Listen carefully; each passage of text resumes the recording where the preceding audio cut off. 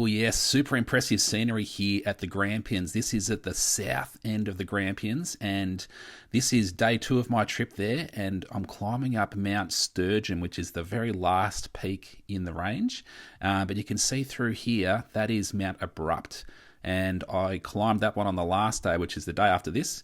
But yeah, that's a super impressive peak too. But yeah, this one here meanders through the forest and then starts to climb up the side, stepping up and things like that, and you start to get peaks of some of the views back up the range, Mount Abrupt there, and then out to the east, which is where Melbourne is a fair way out in the distance. So yeah, this is where we're going, and that's looking out west that way.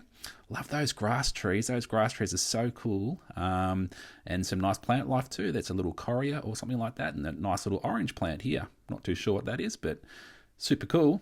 And here we go, 10 metres to Mount Sturgeon, which is the top.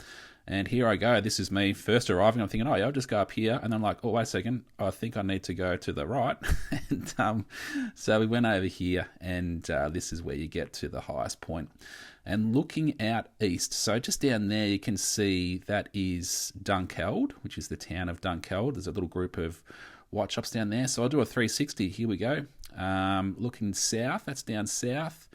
And then coming around to west, looking at western Victoria, and then coming back around to the north and back to Mount Abrupt there.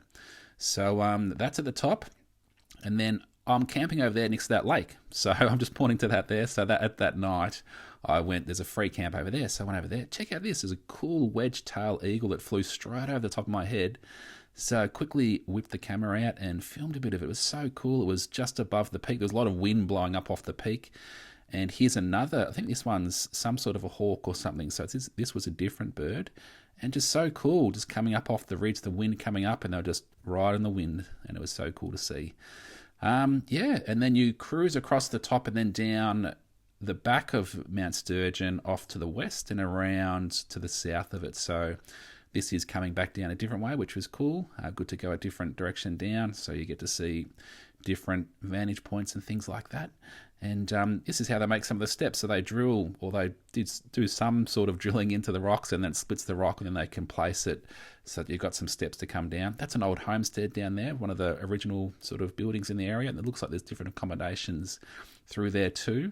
Had to put in some pretty significant stairs and platforms through this section because it's so steep and things like that. So yeah, a few of those, and the track on this side from really nice grass trees again, plenty of them on this side, and the track's more of just a nice gentle downward sort of gradient rather than steps. Lots of steps on the other side, but this is just nice gradual downhill, but working those knees out. Yeah, lots of those grass trees. I love those. They're so cool. Yeah, and getting close to the bottom. This is down the bottom, looking back up at Mount Sturgeon, across the ridge where I walked up in the start of the walk anyway. And that's tomorrow. That's Mount Sturgeon on the left and Mount Abrupt. Cool. Stay tuned for that one.